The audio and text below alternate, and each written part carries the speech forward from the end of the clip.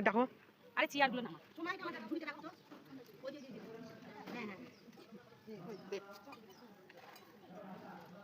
এত তাড়াতাড়ি কি কোনো কাজ হয়?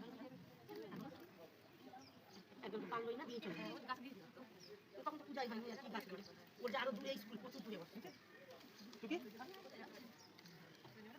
বললাম যে চল ওইটা নিয়ে চলে তাড়াহুড়া করলে কি কাজ হয়?